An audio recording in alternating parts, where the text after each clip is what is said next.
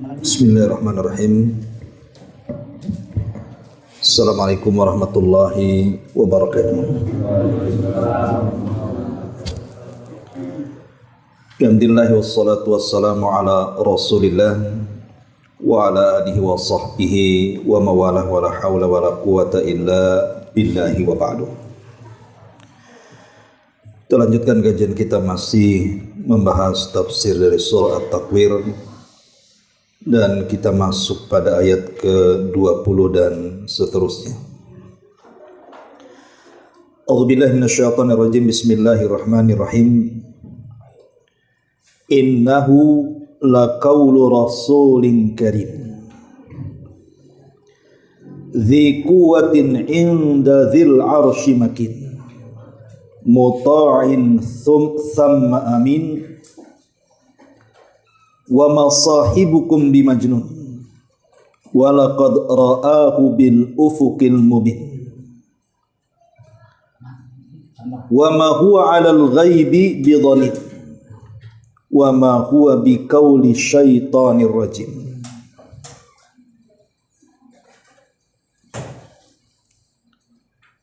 Sesungguhnya Al-Quran adalah benar-benar firman Allah yang dibawa oleh utusan yang mulia, maksudnya Jibril, yang memiliki kekuatan, memiliki kedudukan tinggi di sisi Allah yang memiliki arsy, yang di sana di alam para malaikat Jibril ditaati dan dipercayai. Dan temanmu, maksudnya Rasul sallallahu alaihi wasallam, itu bukan orang gila. Dan sungguh dia, Rasul kita telah melihat Jibril di ufuk yang sangat terang. Dan dia, Rasul kita, bukanlah seorang yang kikir enggan untuk menerangkan yang gaib. Dan Al-Quran itu bukan perkataan syaitan yang terkutuk. Ma'asyiral muslimin wal muslimat rahimani wa rahimakumullah. Surah At-Takwir ayat 20 dan seterusnya yang sudah kita baca ini menjelaskan tentang pemimpin para malaikat. Karena kita tahu bahwa pemimpin para malaikat, artinya para malaikat itu kan punya pimpinan. Jumlah para malaikat itu kan banyak sekali, tidak ada yang tahu kecuali Allah subhanahu wa ta'ala. Sebagaimana manusia ada para pemimpinnya, dan mereka para nabi dan rasul. Dan pemimpin dari seluruh para nabi dan rasul, bahkan pemimpin manusia dan jinnya, adalah Rasul kita Muhammad sallallahu alaihi wasallam, Sayyidul Anbiya'i wal Mursalin. Tapi kalau bicara tentang para pemimpin para malaikat, ulama mengatakan bahwa pemimpin para malaikat itu ada 4. Pertama Jibril, kemudian yang kedua Mikail, kemudian yang ketiga Israfil, dan yang keempat Malakul Maut. Makanya ada doa yang selalu dibaca Nabi sallallahu alaihi wasallam, Allahumma rabba Jibril wa Mikail wa Israfil fatiras samawati wal ard alimal ghaibi wasyahadati anta tahkumu baina ibadik fima kanu fihi yakhtalifun ihdini lima ikhtulifa fihi minal haqqi biidnik innaka tahdi man tasha ila siratim mustaqim. Nabi selalu berdoa dengan doa ini, Ya Allah, Rabbnya Jibril, Rabbnya Mikail, dan Rabbnya Israfil. Wahai pencipta langit dan bumi, wahai Rabb yang mengetahui yang gaib dan yang nyata, Engkau yang menjatuhkan hukuman untuk memutuskan apa yang mereka perselisihkan. Tunjukkanlah kepadaku pada kebenaran apa yang dipertentangkan dengan izin-Mu ya Rabb. Sungguh Engkau menunjukkan pada jalan yang lurus bagi orang-orang yang Engkau kehendaki. Dalam doa ini disebut 3 nama malaikat.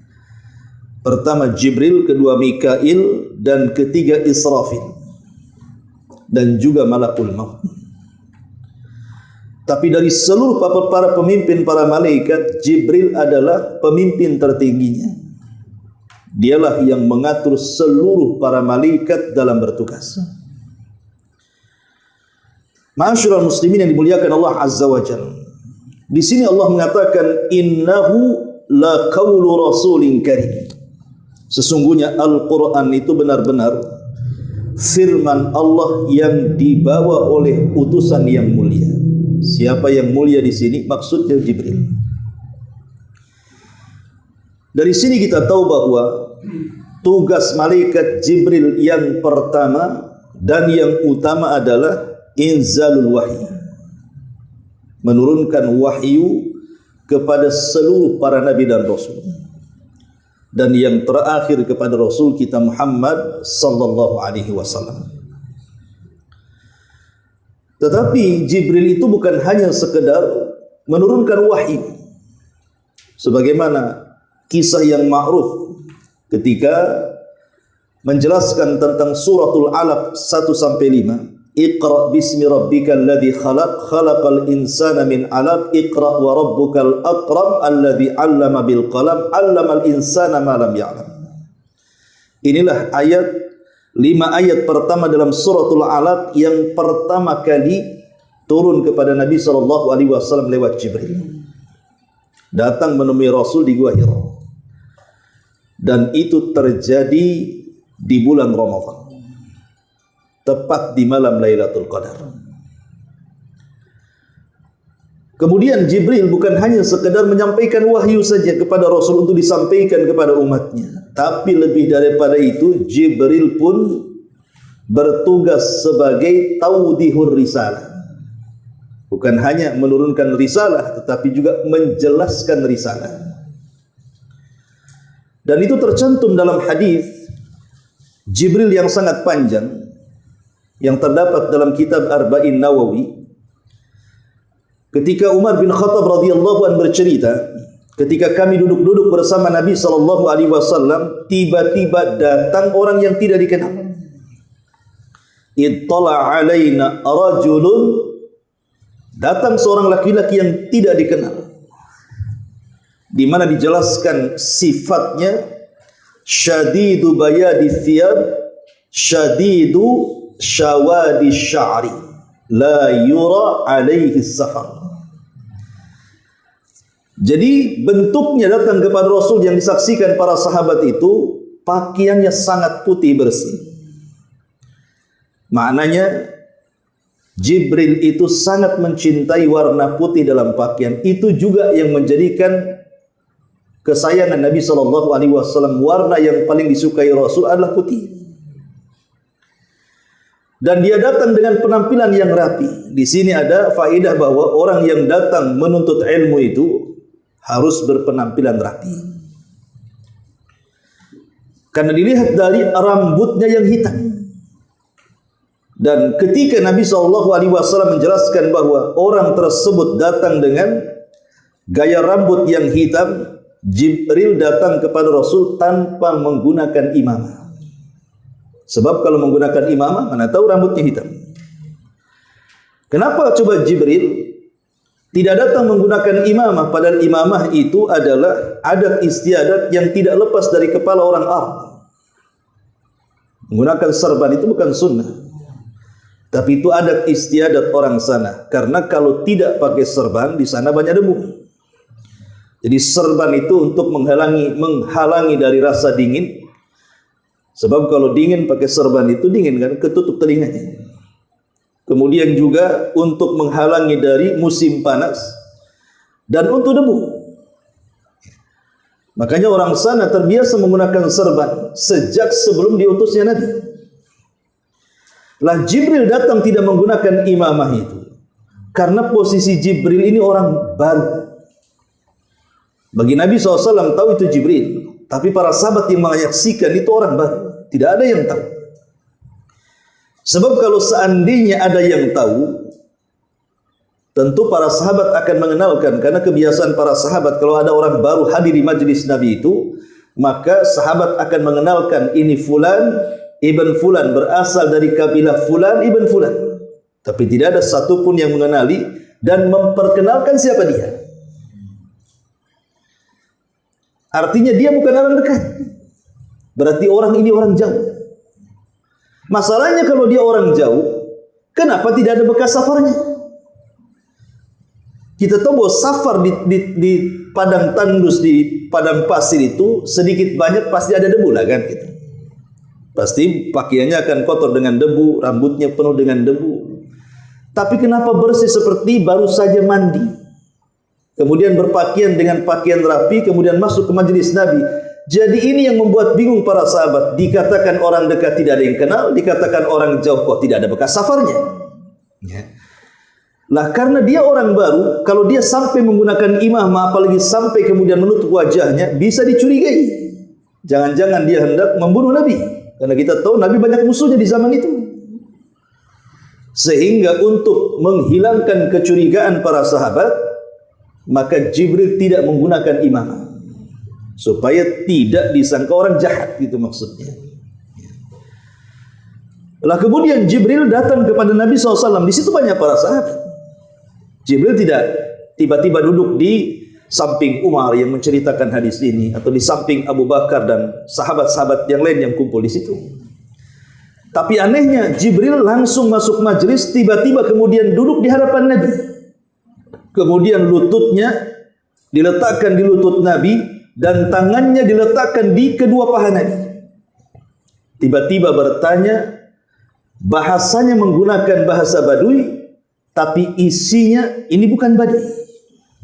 Kenapa? Karena dia memanggil nama. Ya Muhammad. Tidak ada yang panggil nama kecuali Badui. Karena Badui itu tidak punya akhlak.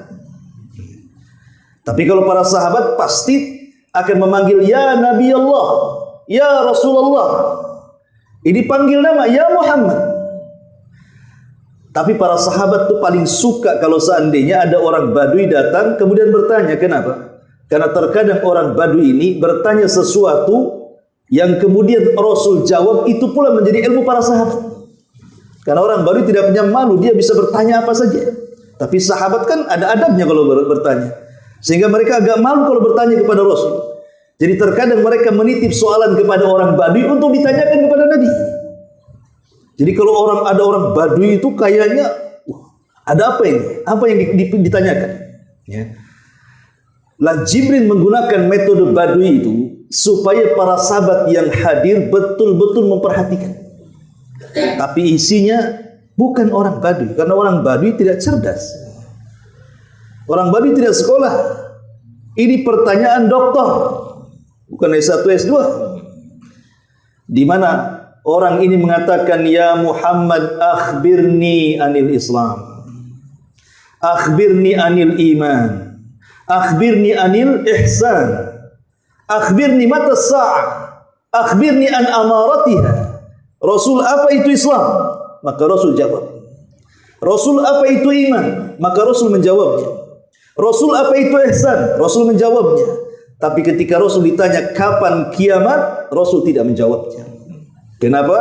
Karena mal mas'ulu anha bi'a'lama minas sa'il. Orang yang ditanya daripada orang yang bertanya tidak lebih paham maknanya, dua-duanya tak tahu kapan terjadinya kiamat, baik Jibril ataupun Nabi.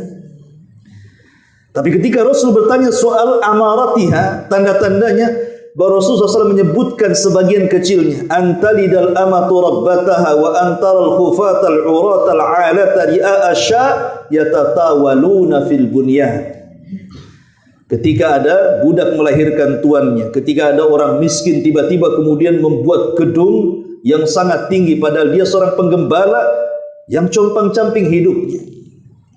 Dari sini kita tahu ikhwatu fiddin bahwa kedatangan Jibril untuk taudihu ar-risalah, menjelaskan risalah. Karena ketika ditanya tentang Islam, Rasul menjawab, Islam antasyhadu an la ilaha illallah wa anna Muhammadar Rasulullah wa iqamas shalah wa ita'iz zakat wa shaumi ramadan wa hajjil bait in istata'ta ilaihi sabil. Islam adalah engkau bersyahadat, engkau salat, engkau puasa, engkau haji, engkau zakat, begitu seterusnya. Ketika ditanya tentang iman juga sama, antu'mina billahi wa malaikatihi wa rasulihi wa kitabihi wa kutubihi wal yaumil akhir wal qadari khairihi wa syarrihi. Sebutkan rukun iman. Termasuk tentang ihsan, an ta'budallaha ka'annaka tara fa in lam takun tarahu fa innahu yarak. Kau beribadah kepada seolah-olah melihat Allah, tapi kalau tidak bisa yakini Allah melihat engkau. Inilah bentuk taudih risalah. Jadi Jibril bukan hanya menurunkan risalah, tapi menjelaskan juga risalah. Apakah cukup sampai di sini? Tidak. Bahkan Jibril juga muraja'atur risalah. Murajaah, mengulang-ulang risalah.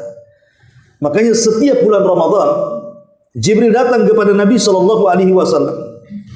Kemudian murajaah Al-Quran, saling simaan. Kadang Jibril yang membaca, Rasul yang mendengar. Kadang Rasul yang membaca, Jibril yang mendengar.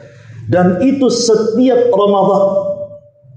Dan bahkan Ramadan yang terakhir sebelum wafatnya Nabi SAW, Jibril sampai turun 2 kali, menandakan telah dekatnya kematian Nabi SAW. Cukup sampai di sini? Tidak. Tapi Jibril juga himayatur risalah, menjaga risalah. Ketika dalam peperangan, saya lupa perangnya, kita tahu bahwa peperangan di zaman itu sebelum melakukan peperangan kan ada proses dulu, ada seremonial dulu. Salah satunya biasanya mereka akan membuat mubarazah. Mubarazah itu artinya lawan tanding. Mana jagoanmu, ini jagoanku. Kemudian 2 jagoan ini saling bunuh. Ketika sudah tidak ada jagoannya, sudah, karena itu yang membuat getar musuh. Ketika jagoannya kalah, walaupun jumlah mereka banyak, itu biasanya menciutkan keberanian.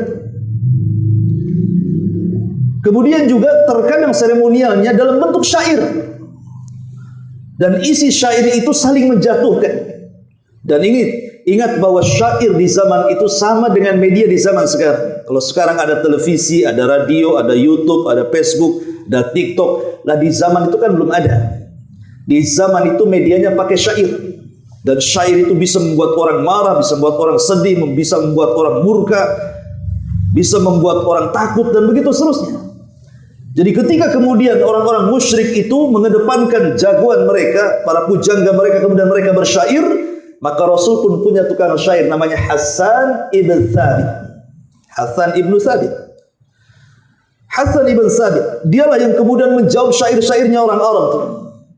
Lah ketika Hasan ibn Thabit dia terus mengumandangkan syair, apa kata Nabi SAW? Uhzuhum, fa inna ruhal qudusi ma'aka ya Hasan. Terus serang mereka dengan syair. Karena Ruhul Qudus, maksudnya Jibril alaihi salatu wassalam, dia sedang membela, dia sedang memberikan semangat kepada, lawanlah dengan syair. Jadi Jibril pun berusaha untuk menjaga risalah, menjaga bagaimana Islam di zaman Nabi SAW utuh. Bahkan lebih daripada itu, Jibril sampai rela ikut perang melawan orang-orang musyrik dalam perang Badar. Ketika Nabi SAW belum punya pengalaman perang dan juga para sahabatnya, karena perang Badar itu perang tanpa terencana dan dirancanakan, tidak. Perang Badar ini tidak rencana. Karena Nabi SAW itu punya siasat. Dia mendengar bahwa Abi Sufyan yang ketika itu masih kafir membawa dagangan orang-orang Mekah. Jadi Rasul mengumpulkan orang-orang muhajirin untuk mengambil haknya. Karena ketika mereka hijrah dari Mekah ke Madinah, tanah mereka dirampas, rumah mereka dirampas, bisnis mereka dirampas. Sekarang ada harta orang Quraisy, kita rampas juga sebagai pengembalian hak. Tapi Abi Sufyan cerdas. Ketika kemudian dia mendengar mata-mata Nabi SAW sedang mengincar dirinya, dia pun menyewa seorang tukang kuda, pemacu kuda tercepat di zaman itu, namanya Dhamdham. Si Dhamdham ini diutus oleh Abi Sufyan untuk datang ke Mekah memberitahu Abu Jahal bahwa harta mereka akan dirampas oleh Muhammad dan sahabatnya. Maka bergeraklah Abu Jahal dengan 1000 pasukan. Bergerak dengan 1000 pasukan. Lah Nabi yang sedang mengejar Abi Sufyan itu jumlahnya hanya 314 orang. Tiba-tiba kemudian ketika sampai di Badar dihadapkan dengan pasukan besar 314 orang, dan jumlah ini sama dengan jumlah tentara siapa? Talut ketika melawan Jalut. Di mana tentara Talut itu ribuan awalnya, tapi kemudian tidak lulus ujian. Dan ketika tidak lulus itu ketika mereka lewat di sungai.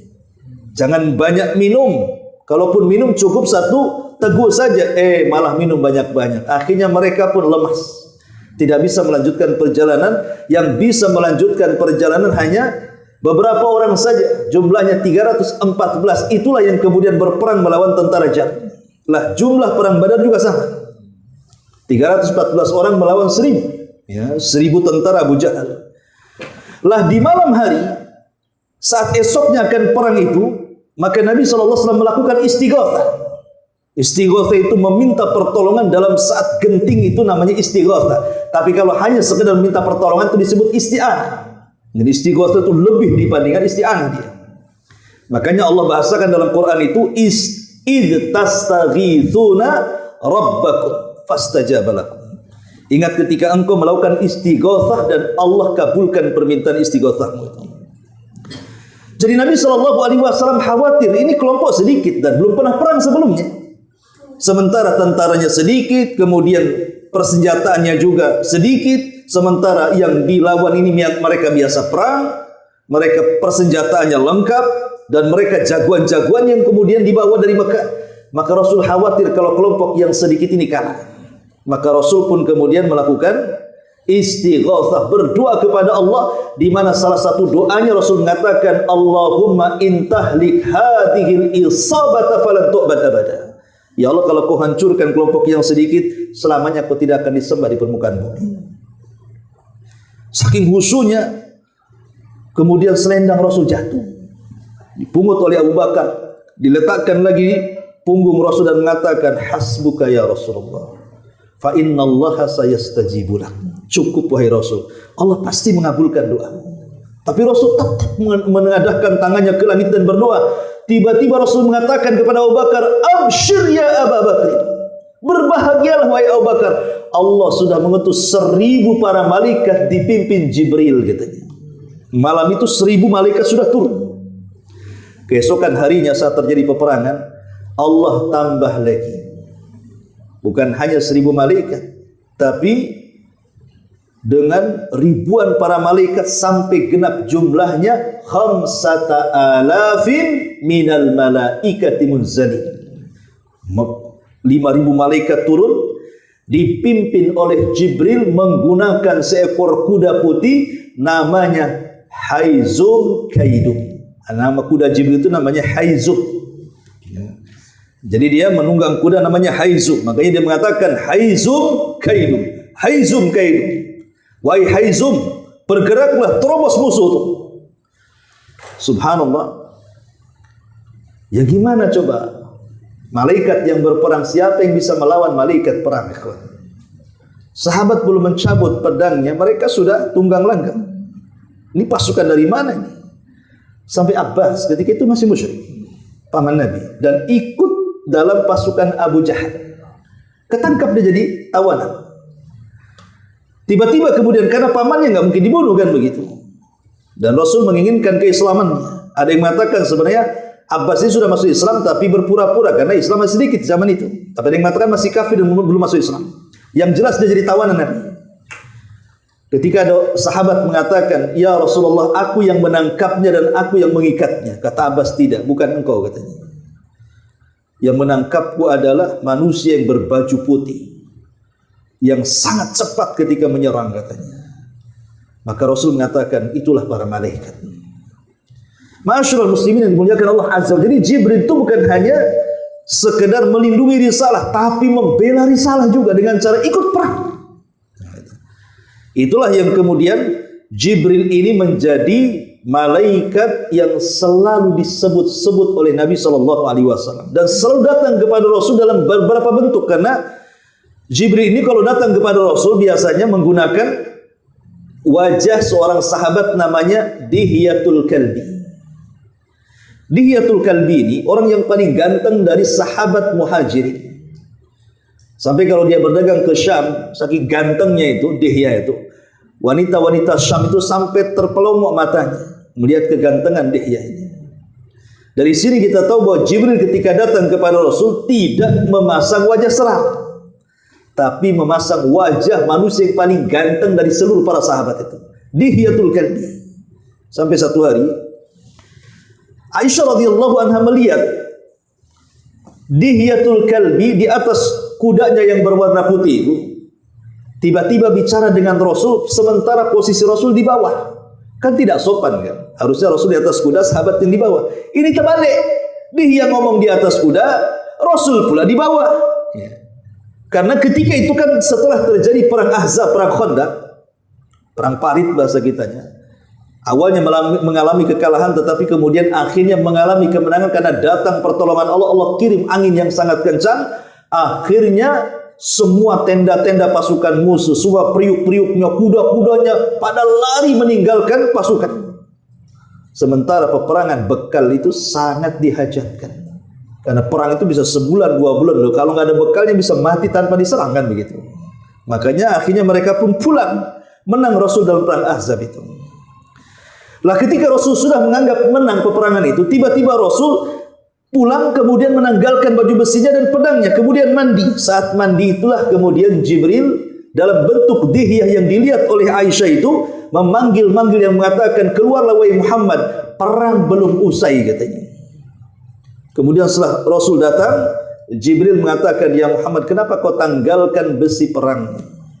Kenapa kau tanggalkan pedangmu sementara para malaikat belum menanggalkan baju besi mereka? Pakai lagi katanya.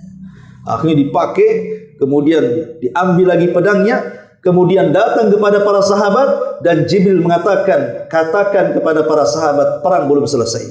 Karena dalam peperangan ini ada orang Yahudi yang berkhianat dari kabilah Bani Quraidah. Maka Rasul mengatakan kepada para sahabat, idhabu ila Bani Quraidah fala tusalliyanna ahadakumul asra illa fi Bani Quraidah. Bergerak kalian cepat, kepung Bani Quraidah dan jangan sholat asar di jalan kecuali sampai di Bani Quraidah. Walaupun kenyataannya ada yang sholat asar di jalan, ada yang sampai di Bani Quraidah bawa sholat, tapi Rasul membenarkan dua-duanya. Para sahabat yang berijtihad sholat di jalan karena memang sudah masuk waktunya. Sahabat yang sholat di Bani Quraidah karena memahami perintah Rasul, maksudnya harus bersegera, jangan lambat-lambat. Tapi perselisihan seperti ini tidak menjadikan Nabi SAW marah karena Rasul membenarkan dua-duanya. Lah syahidnya adalah Aisyah radhiyallahu anha ketika melihat dia yang memberikan perintah pada itu Jibril. Ketika selesai Jibril pergi, Rasul SAW mendekati Aisyah. Kemudian Aisyah mengatakan, apakah itu Dihya yang berdiri di hadapan wahai Rasul? Kata Rasul, itu bukan Dihya, itu Jibril yang menyerupai Dihya. Dia menyampaikan salam untukmu. Jadi Aisyah dapat salam dari malaikat Jibril. Kemudian Rasul mengatakan, karena engkau sudah melihat bentuk Jibril dalam bentuk Dihya, maka engkau akan mengalami kebutaan di akhir hayatmu. Betul, akhirnya Aisyah radhiyallahu anha ketika tua dia buta. Saat buta itu dia mencari-cari barang-barang yang bisa disedekahkan. Dia panggil pembantunya, ini ada barang nih, sedekahkan kepada Bani Fulan. Besoknya dia cari barang lagi, ini ada barang lagi, sedekahkan ke Bani Fulan. Akhirnya ludes barang-barang di rumah Aisyah sampai ketika sudah tidak ada lagi dan dia buta tidak bisa melihat. Dia memanggil kepada pembantunya, cari lagi. Kata pembantunya, sudah tidak ada wahai Aisyah, wahai Ummul Mukminin. Kau tidak sisakan benda ini kecuali kau sedekahkan. Apa yang kau sisakan di rumahmu kalau kau sedekahkan semuanya? Maka Aisyah mengatakan, wal akhiratu huwal abqa. Akhirat itu lebih kekal. Kemudian dia membaca ayat, wal akhiratu khairul laka minal ula. Dan akhirat itu jauh lebih baik dibandingkan dunia. Kemudian selepas beberapa waktu dari habisnya barang-barang Aisyah disedekahkan, Aisyah pun meninggal dunia di atas sedekah. Di sini Nabi SAW terkadang menjumpai Nabi itu dalam bentuk dihya, atau terkadang menjumpai Nabi ya seperti orang biasa. Tadi hadis tentang Jibril, Rasul datang seperti orang biasa, tidak ada yang kenal dengan dia. Atau seperti dalam bentuk seorang muqatil, seorang yang bertempur seperti tadi dalam perang Badar. Dia berbentuk seorang pasukan perang kan itu, dengan baju besinya, dengan pedangnya, dengan kudanya kan itu. Ma'asyiral muslimin yang dimuliakan Allah Azza wa Jalla. Tapi dalam perang Badar Allah takdirkan orang-orang musyrik bisa melihat mereka, tapi orang-orang mukmin tidak melihatnya. Tahu-tahu menang saja perang itu. Dan itulah kemenangan besar sampai Allah turunkan ayat idza jaa nasrullahi wal fath. Apabila datang kemenangan Allah di Badar dan Fathu Mekah, dan dua perang ini dua-duanya terjadi di bulan Ramadan. Di sini Allah mengatakan innahu laqaulu rasulin karim. Sungguh Al-Qur'an itu benar-benar firman Allah yang dibawa oleh utusan yang mulia, maksudnya Jibril. Kemudian Allah mengatakan dzi quwwatin inda dzil arsy makin. Jibril memiliki kekuatan, memiliki kedudukan yang tinggi di sisi Allah yang maha memiliki arsy. Karena kalau Allah Subhanahu wa taala hendak menghancurkan sebuah kaum di zaman nabi-nabi sebelum Nabi kita Muhammad sallallahu alaihi wasallam, maka yang diutus oleh Allah adalah Jibril. Ketika kaum Ad diutus kepada mereka Nabi Hud, ketika kaum Tsamud diutus mereka Nabi Saleh, siapa yang menghancurkan dua kaum ini? Jibril. Dengan satu teriakan, akhirnya kemudian menjadikan manusia meninggal di rumah-rumah mereka dan bangkai tanpa nyawa. Ketika Allah Subhanahu wa taala merintahkan untuk menghancurkan kaum Lut, maka Jibril datang dengan 3 para malaikat. Ada yang mengatakan Jibril, Mikail dan Malakul Maut, kemudian menjelma orang ganteng datang kepada Ibrahim menjadi tamu. Makanya ada kisahnya dalam Al-Qur'an. Hal ataka dhaifa Ibrahim, telah sampaikah kepadamu tentang berita tamunya Ibrahim? Maksudnya 3 malaikat yang menjelma manusia ganteng itu. Ketika Ibrahim langsung melihat ada tamu asing, bersih-bersih, ganteng-ganteng, maco-maco bahasa kitanya, langsung dia ke belakang menyuruh istrinya untuk memasakkan ijl. Ijl itu artinya anak sapi. Ya. Kemudian disembeli, kemudian dimasak. Makanya Ibrahim itu punya penangkaran peternakan. Dia ada peternakan sapi, ada kambing, ada unta. Untuk apa? Untuk menjamu tamu. Jadi setiap ada tamu disembelihkan hewan. Makanya kenapa Ibrahim itu diambil dari 2 kata bahasa Ibrani, Abu Rahim, artinya orang yang suka memuliakan tamu. Diambil dari kata Abu Rahim, bahasa Ibrani, artinya bapaknya para tamu. Ya.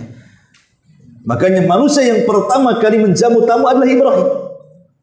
Kemudian syariat ini menjadi syariat Islam karena keindahannya. Sampai Rasul mengatakan, "Man kana yu'minu billahi wal yaumil akhir falyukrim dhaifahu."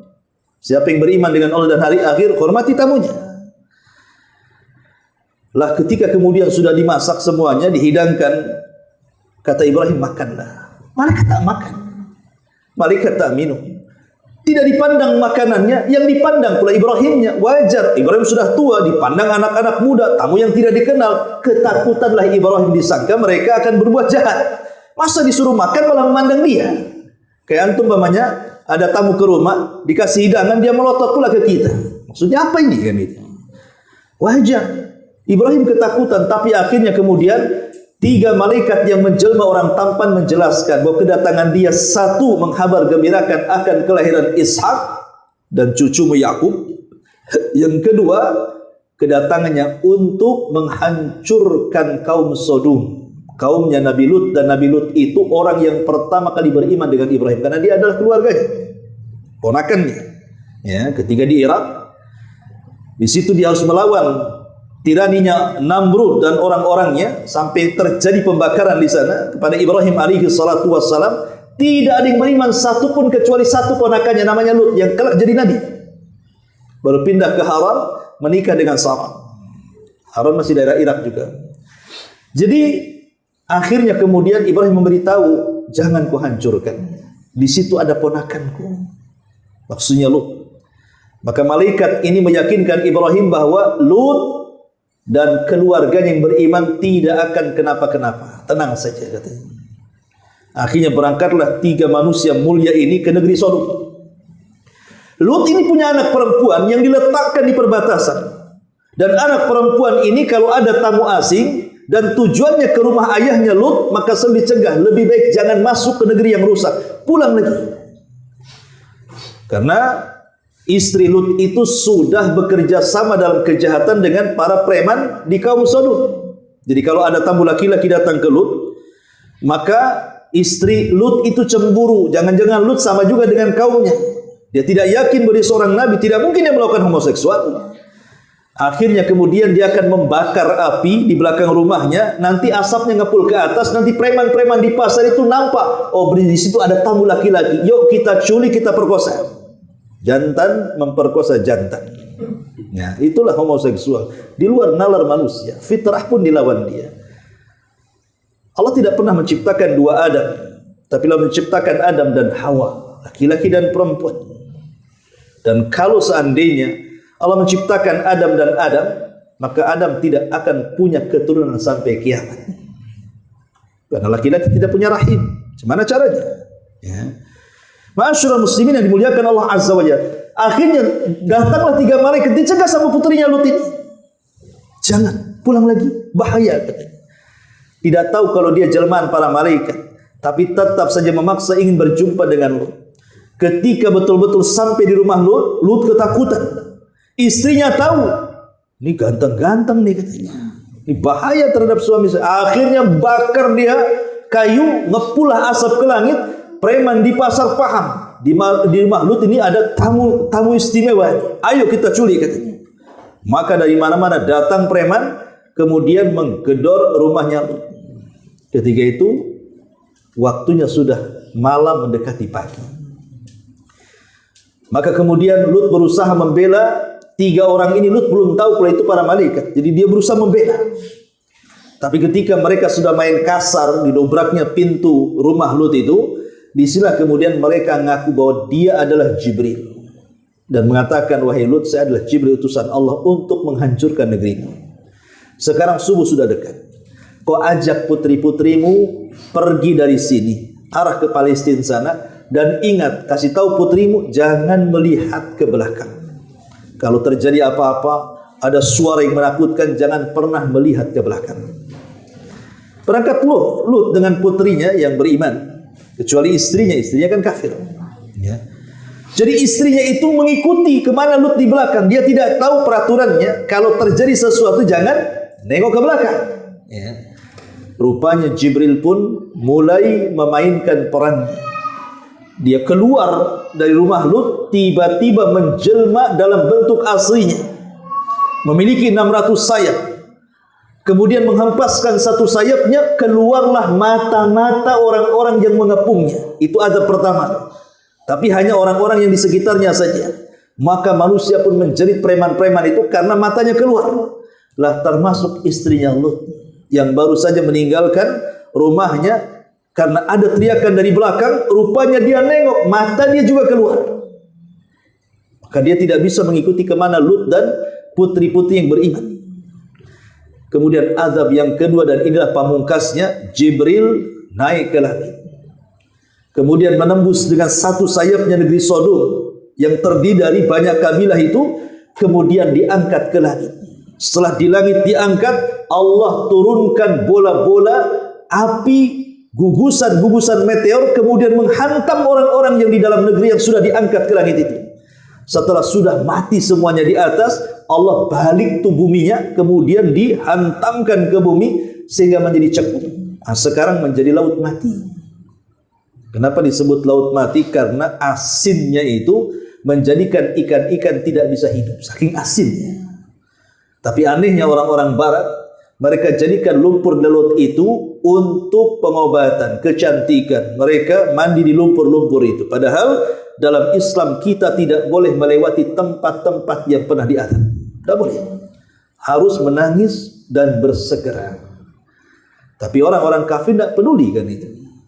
Ma'asyiral muslimin yang dimuliakan Allah Azza wa Jalla. Dari sini kita tahu bahwa Jibril itu Allah sifati dengan dzi quwwah, memiliki kekuatan.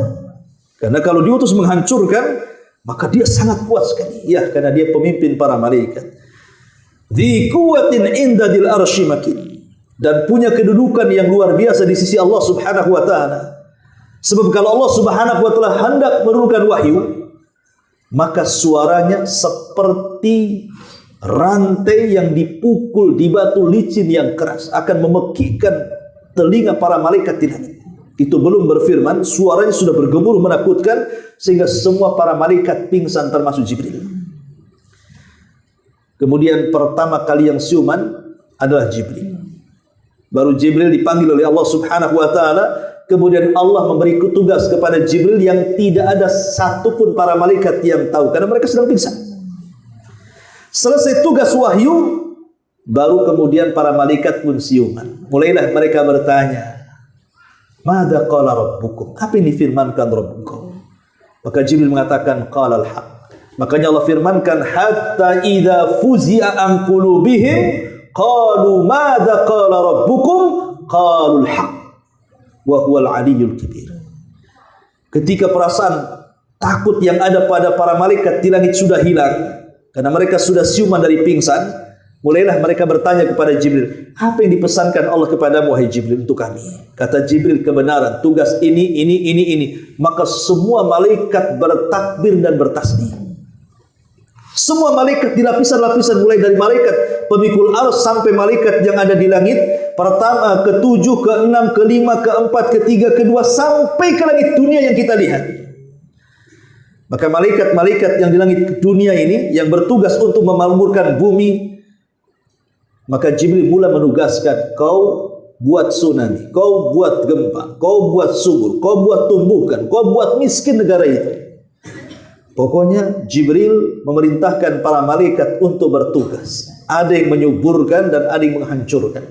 Lah saat Jibril itu kemudian mewahyukan wahyu Allah kepada para malaikat tugas apa yang mereka akan lakukan, disinilah jin yang berada di pos mereka di awan itu, maka mereka pun mulai panjat pinang. Satu jin, sampai Sufyan Ats-Tsauri menyebutkan seperti ini bentuknya. Jin 1, jin 2, jin 3, jin 4. Kayak orang panjat pinang sampai ke langit. Dari awan itu. Lah jin yang paling atas mendengarkan kira-kira Jibril ngomong apa sama malaikat. Apabila dapat satu kalimat, kalimat disampaikan ke jin yang di bawahnya, jin yang di bawahnya ke jin yang di bawahnya, sampai akhirnya ke bumi dan diperjualbelikan kepada para dukun dan para peramal. Di mana satu kalimat yang benar tapi sudah dicampur adukan dengan 100 kedustaan. Maknanya satu berita, 100 berita, satu benar, 99 itu dusta. Makanya Rasul ketika ditanya para sahabat, "Ya Rasul, terkadang ada dukun itu kalau meramal dia benar." Maka Rasul mengatakan, "Tilkal kalimah." Boleh jadi itu kalimat yang benar, tapi hakikatnya mulut dukun itu pendusta. Karena biasanya yang benar itu yang satu itu pula yang diviralkan. Sementara dia sudah meramal 100 ramalan, tidak terjadi, tidak diviralkan. Ya kita katakan ini dukun sakti kan begitu, karena diviralkannya yang kebetulan kan itu. Ma'asyiral muslimin yang dimuliakan, itulah yang disebut dengan makin, di mana Jibril itu punya kedudukan di hadapan Allah. Kemudian Allah mengatakan muta'in sama amin. Yang di sana di alam para malaikat, Jibril itu ditaati karena dia pemimpinnya dan sangat dipercaya dari seluruh malaikat. Makanya tugas wahyu itu diberikan kepada Jibril karena dia yang bisa dipercaya. Kalau sampai kemudian Jibril berkhianat, tentu dia akan korupsi ayat. Tapi tidak ada ayat yang dikorupsi sampai kepada Nabi SAW. Maka dia malaikat yang dipercaya oleh Allah untuk menurunkan wahyu. Dan dia seorang yang muta' ditaati. Oleh siapa? Semua malaikat. Karena Allah Subhanahu wa taala apabila mencintai hamba Allah, kita-kita ini, kalau ada di antara kita dicintai Allah, maka yang pertama yang dipanggil siapa? Jibril. Rasul mengatakan, "Innallaha idza ahabba 'abdan nadahu Jibril." Allah itu kalau cinta dengan seorang hamba, yang pertama dipanggil adalah Jibril. Kemudian Allah katakan kepada Jibril, ya Jibril, inni uhibbu abdan fa'ahibbu. Aku mencintai satu hamba, kau harus cinta juga dengan dia. Maka fa'ahabba Jibril. Jibril pun mencintai orang yang dicintai Allah. Cukup sampai di sini tidak? Jibril berteriak kepada seluruh malaikat di timurnya, di baratnya, di utaranya, di selatannya, dan mengatakan, ya malaikat Allah, innallaha yuhibbu fulanan fa'ahibbuhu. Malaikat-malaikat Allah dimanapun kalian berada, kata Jibril, Allah sudah cinta kepada si fulan, maka kalian wajib mencintai si fulan karena kecintaan Allah kepada si fulan. Maka semua malaikat mencintai orang yang dicintai Jibril dan orang yang dicintai Allah Subhanahu wa taala. Tentu kecintaan mereka kepada hamba itu karena kecintaan Allah kepada hamba tadi. Semua malaikat taat kepada Jibril. Kata Jibril, cintai orang dicintai Allah. Semua malaikat mencintai dia. Ketika semua malaikat di langit mencintai orang yang dicintai Allah, maka Allah pun kemudian menanamkan kecintaan kepada penduduk bumi sehingga dia layak tinggal di bumi. Subhanallah. Itu disebut dengan muta'in thumma amin. Kemudian Allah mengatakan, wa ma sahibukum bimajnun. Temanmu Muhammad itu tidak gila.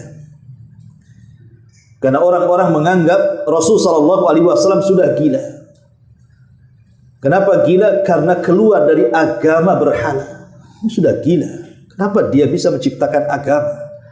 Kami beratus tahun menyembah Lata, Uzza, Manat, Khubal, macam-macam, Saif, Na'ilah, apalah nama itu, berhala-berhala itu. Tiba-tiba kemudian dia bawa agama baru. Apa enggak gila dia?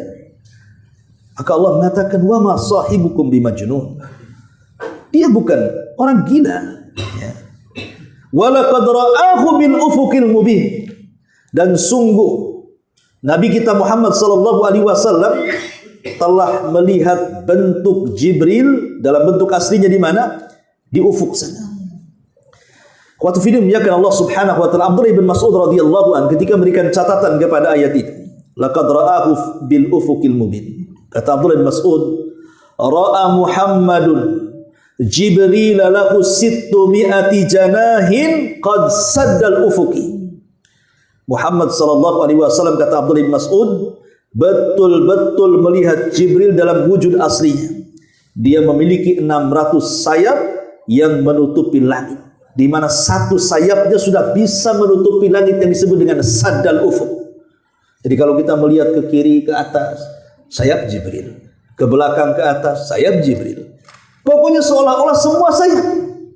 Saking besarnya gitu loh maksudnya Jibril itu, sampai satu sayapnya saya sudah bisa menutup langit. Ya. Ma'asyiral muslimin yang dimuliakan Allah Subhanahu wa taala, dan Rasul pernah melihat Jibril dalam bentuk asli itu di dua tempat. Pertama, ketika antara turun surah Al-Alaq dan Mudaththir. Karena turunnya Al-Alaq dengan Mudaththir ini, Al-Alaq kan SK diangkatnya beliau jadi nabi, Mudaththir itu SK diangkatnya beliau menjadi Rasul. Lah itu selama 6 bulan tuh. Dari turun Al-Alaq ke Al-Mudaththir itu 6 bulan. Lah saat Nabi SAW kedatangan Jibril di Gua Hira dalam bentuk manusia, karena itu sudah dimimpikan dalam mimpinya. Karena Aisyah mengatakan sebelum Rasul diangkat menjadi Nabi itu, beliau selalu bermimpi dan mimpinya seperti falak subuh. Kalau malamnya mimpi, selalu jadi kenyataan mimpinya selama 6 bulan. Salah satunya orang yang akan menemui di gua juga dalam mimpinya ada. Sehingga ketika kedatangan orang itu sudah tidak kaget lagi karena ada dalam mimpinya. Kemudian Jibril datang memeluk Rasulullah SAW, kemudian mengatakan, Iqra ya Muhammad, baca wahai Muhammad. Dalam benak Rasul ini ummi, tidak bisa membaca, tidak bisa menulis. Kok disuruh baca, disangkanya disuruh baca tulisan. Maka Rasul dengan tegas mengatakan, ma'ana biqari, aku tak bisa baca. Maka Jibril makin memeluk Rasul dan membisikkan, Iqra, baca. Rasul lagi-lagi mengatakan, ma'ana biqari, aku tak bisa baca. Sampai 3 kali, sampai Rasul ketakutan, sampai keringat bercucuran. Jibril mengatakan, Iqra ya Muhammad. Maka Rasul mengatakan, ma'ana biqari, saya tidak bisa baca. Maka Jibril mengatakan, Iqra bismi rabbikal ladzi khalaq. Khalaqal insana min 'alaq. Iqra wa rabbukal akram alladzi 'allama bil qalam 'allamal insana ma lam ya'lam. Resmilah dengan turun surah Al-Alaq 5 ayat pertama ini, beliau diangkat jadi nabi. Itulah SK-nya. Al-Alaq 1 sampai 5. Setelah kemudian Rasul pulang dari Gua Hira, beliau sangat merindukan Jibril. Sangat merindukan orang itu yang mendatangi dalam gua. Asik bolak-balik datang ke gua, tak ketemu. Kemudian masuk ke bulan kedua, datang lagi ke gua, datang juga. Sampai akhirnya Rasul stres, sehingga menyangka jangan-jangan yang menemui saya di gua itu bukan malaikat, jangan-jangan dia setan, jangan-jangan dia jin, jangan-jangan dia ini itu macam-macam. Mulailah sempit dadanya. Maka Nabi SAW ada yang mengatakan hampir-hampir saking sempit dadanya mau melempar dirinya dari ketinggian dan bunuh diri. Tapi riwayat ini dilemahkan para ulama, seperti Syekh Utsman Al-Khamis membantah Rasul tidak mungkin mau bunuh diri. Ya, karena riwayat itu lemah. Tapi ada juga yang berpendapat hampir-hampir Rasul mau bunuh diri, gitu maksudnya. Lah ketika itu tiba-tiba datang suara dari langit, ya Muhammad, katanya. Wahai Muhammad. Rasul tengok ke belakang, tak ada orang. Ke depan tak ada orang. Belakang, samping kiri, samping, tak ada orang. Ketika dia menenggak ke langit, disitulah kemudian dia dikagetkan karena Jibril sedang duduk di antara langit dan bumi dalam bentuk aslinya.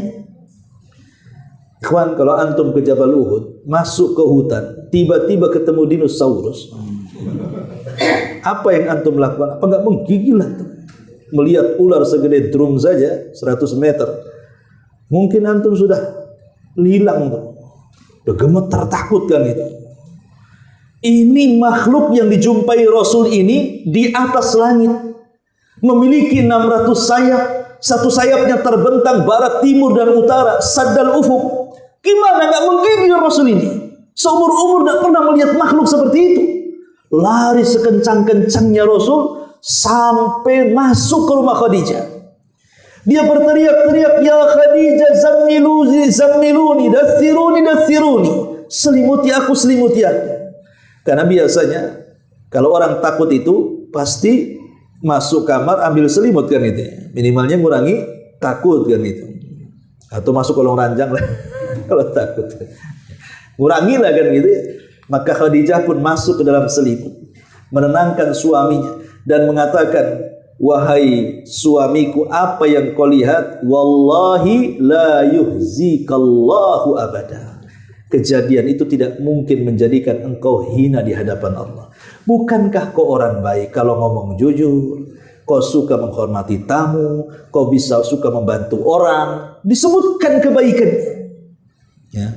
Akhirnya setelah mendengar manisnya lantunan suara Khadijah yang memuji dia tentang kebaikannya, mulailah reda ketakutannya.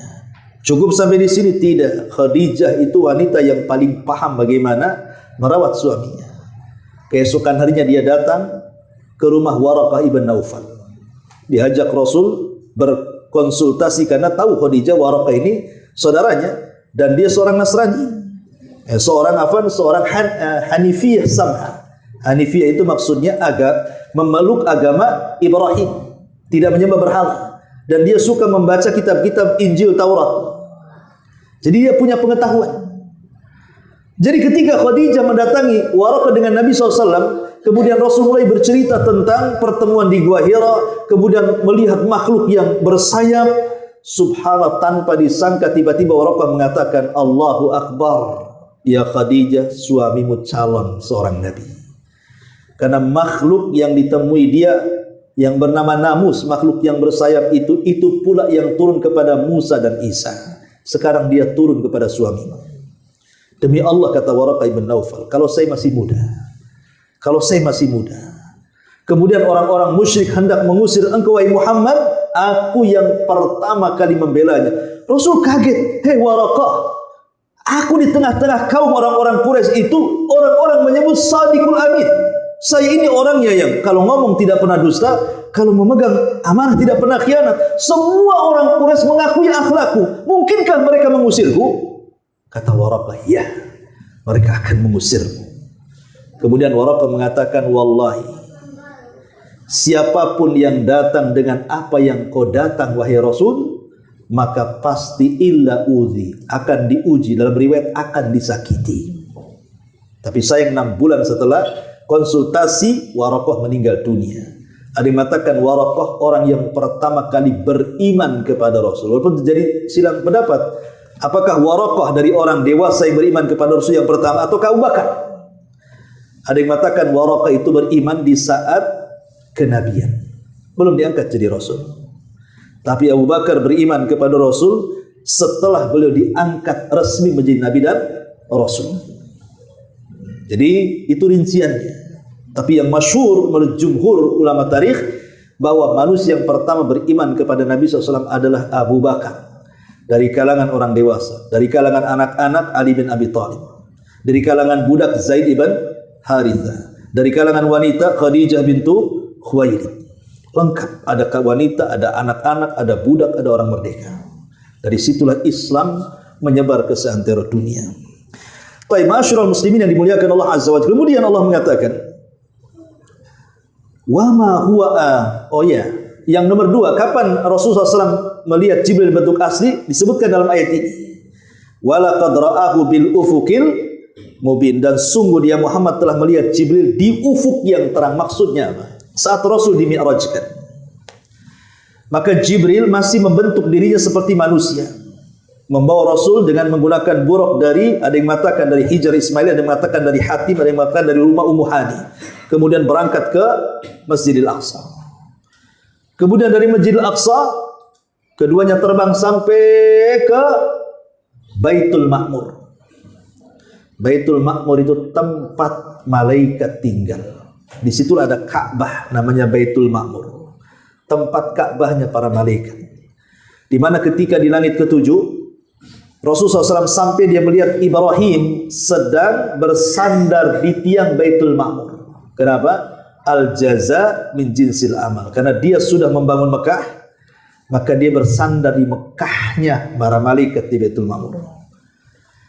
Maka Rasul melihat setiap hari masuk ke Baitul Ma'mur itu jumlahnya 70.000 malaikat tawaf. Satu hari.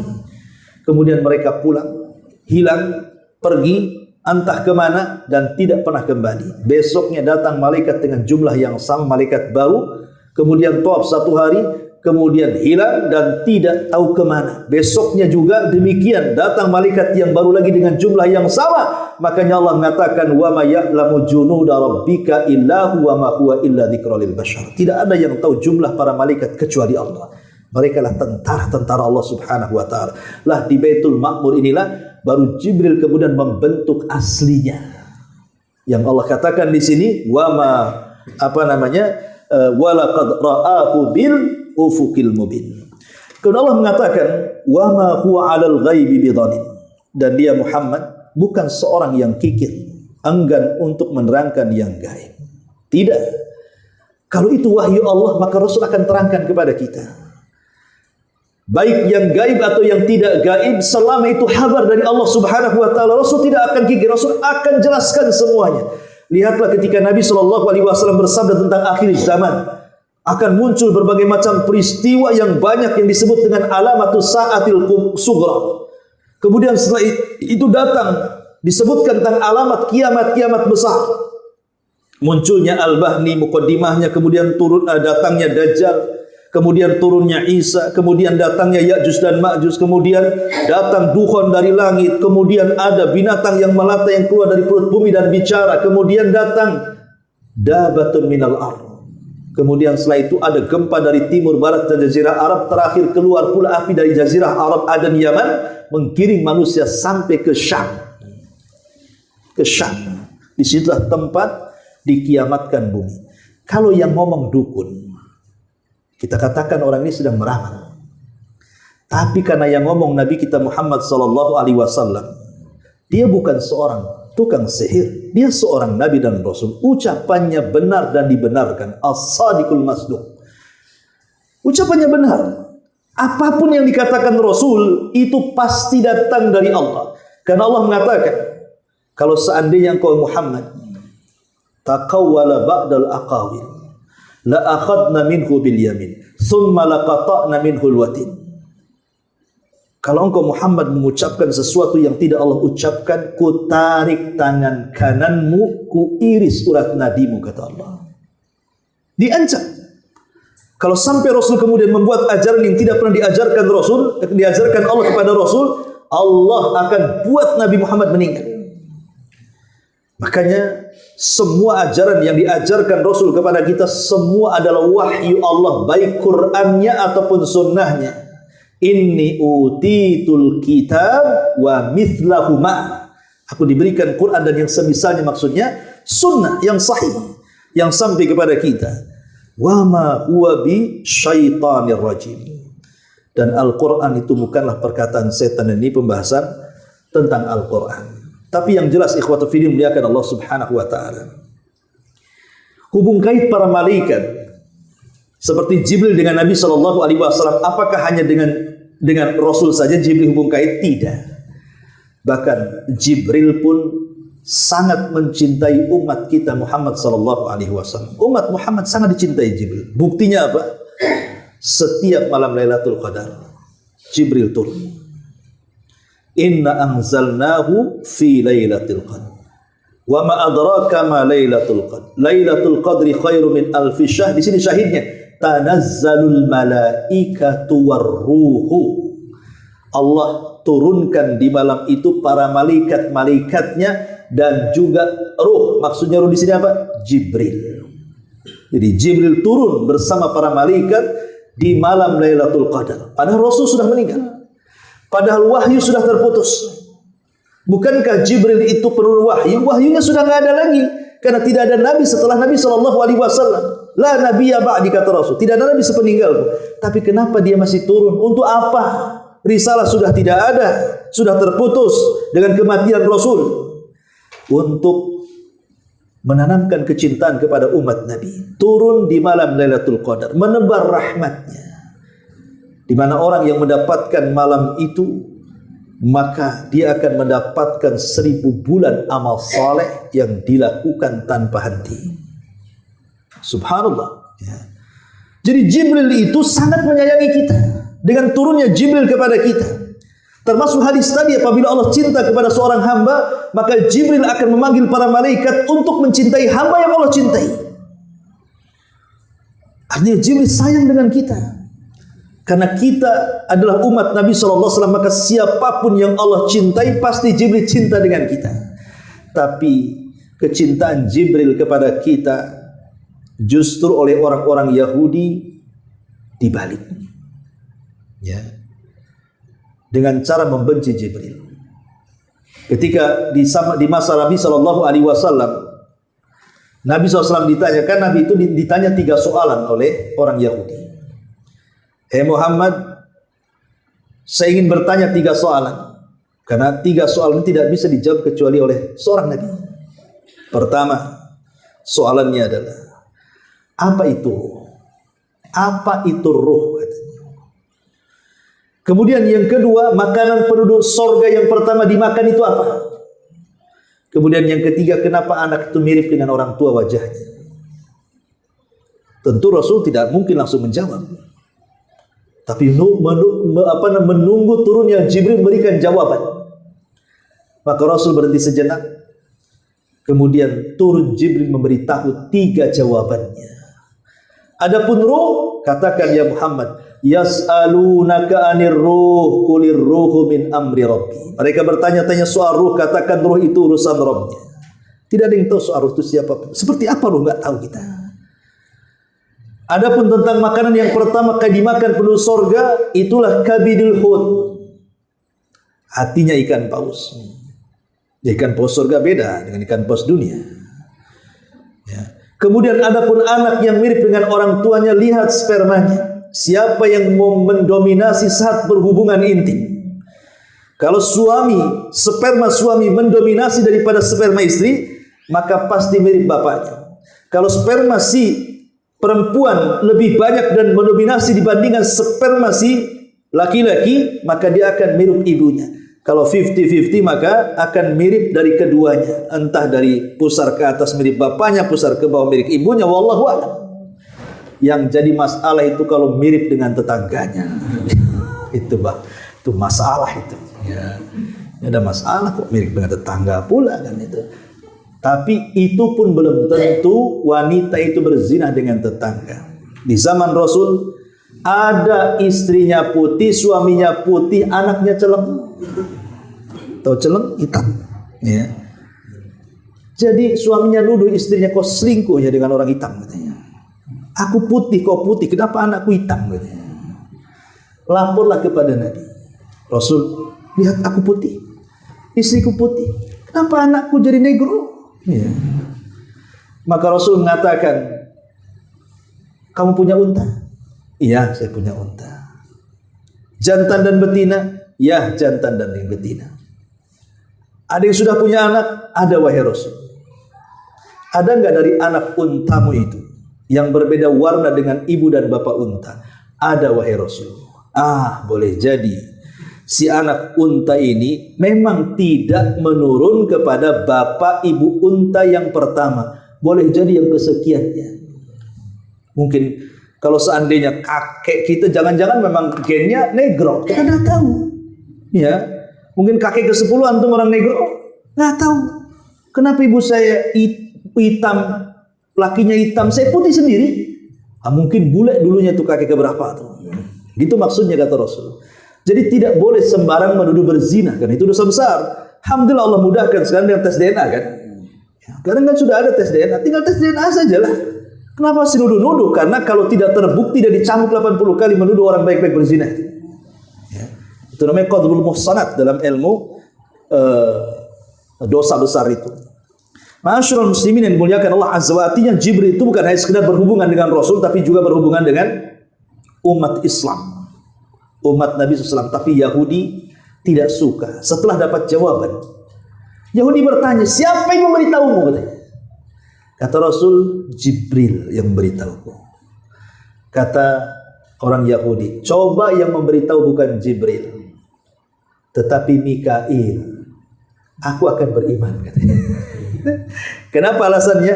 Karena Mikail itu datang dengan hujan. Dengan hujan itu menumbuhkan tanam-tanaman, buah-buahan, semua jadi hidup, penuh dengan rahmat katanya. Adapun Jibril itu malaikat yang suka ngancur-ngancurkan kaum katanya. Kaum Ad dihancurkan dia, katanya. Kaum Samud dihancurkan dia, perang Badar dikalahkan orang musyrik katanya kan. Itu yang menolongmu.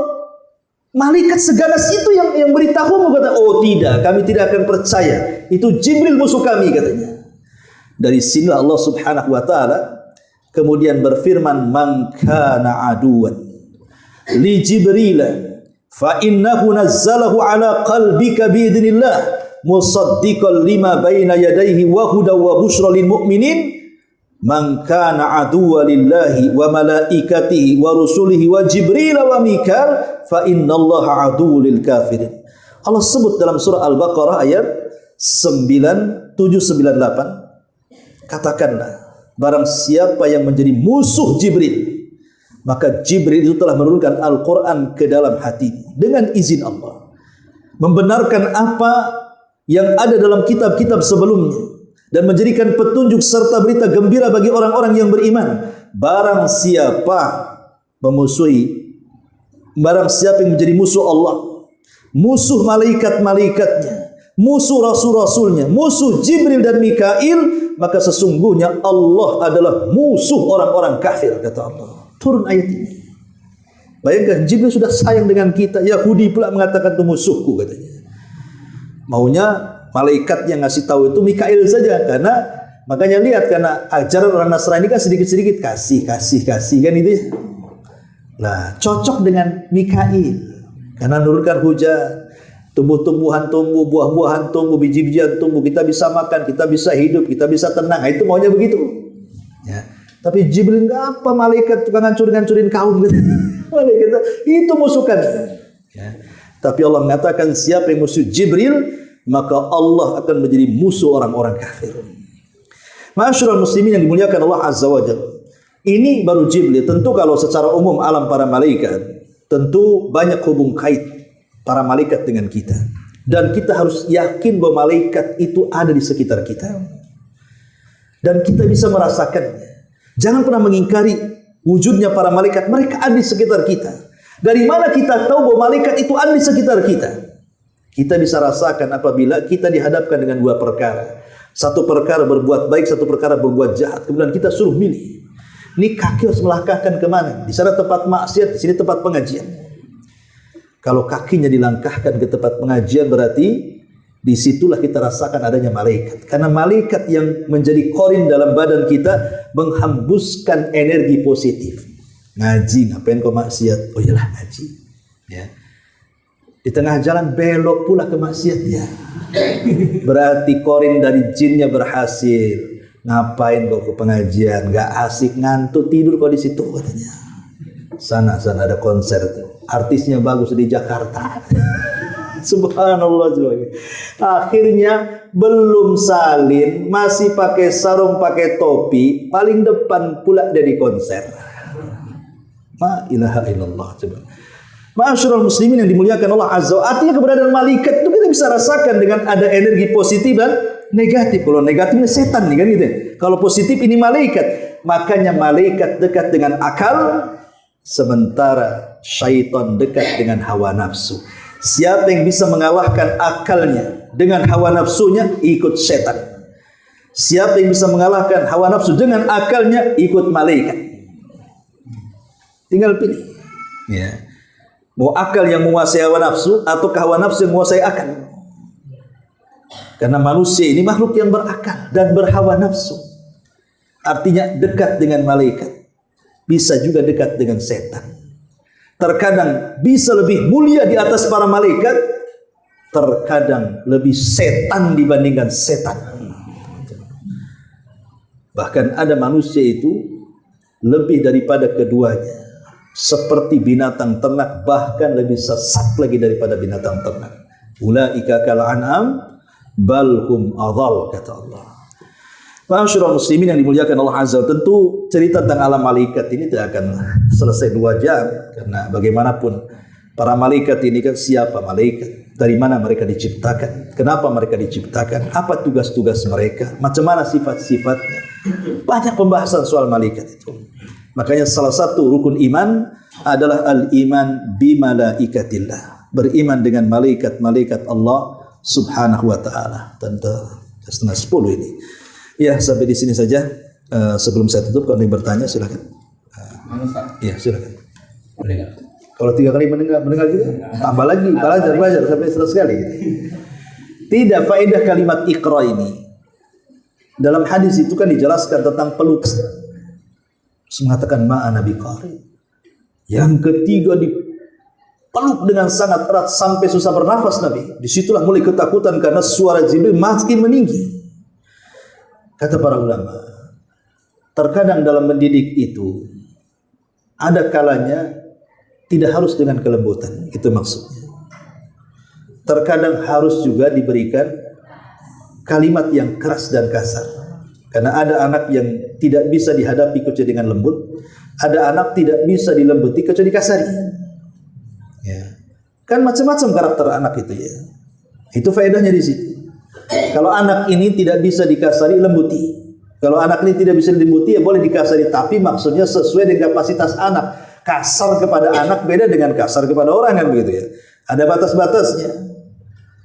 Seperti mamanya Rasul mengatakan, muru auladakum bis salati wa hum abna'u sab'in wadribuhum wa hum abna'u ashrin. Perintahkan anak-anakmu di usia 7 tahun untuk sholat. Dan ingat, usia 1 sampai 7 itu kecerdasan anak paling tinggi untuk merekam ucapan manusia. Makanya anak umur 1 sampai 7 antum kasih 7 bahasa, ajarkan, maka mereka bisa.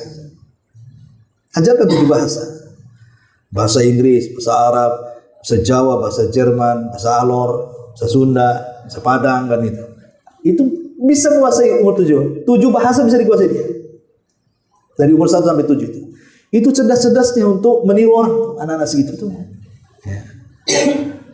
Itu makanya dalam ilmu parenting itu penting di usia-usia seperti itu orang tua jangan mencontohkan dengan contoh yang buruk. Usia 1 sampai 7 itu jangan mencontohkan contoh buruk, ditiru sama anak antum. Pasti ditiru. Ya. Makanya ketika main pun antum awasi. Nanti kalau pulang dapat mufradat baru tuh. Ada itu ikhwan gitu, Ustaz, anak saya itu tidak pernah mengatakan kau. Tiba-tiba main sama anak Medan. Pulang kau katanya. Kebetulan anak ini pula paham kau itu sapi, itu bahasa Inggrisnya kau katanya. Masa aku disapi-sapi katanya. Subhanallah, anak kecil ya. Dia kan merekam tuh. Ini kan contoh seperti itu yang mungkin bagi kita kasar, bagi orang Medan itu mungkin biasa kan begitu. Kan masing-masing daerah itu kan punya bahasa masing-masing. Ya, kadang-kadang kalau tidak memahami nggak akan nyambung itu. Seperti orang yang beli es gitu kan. Orang Medan sama orang Jawa tuh.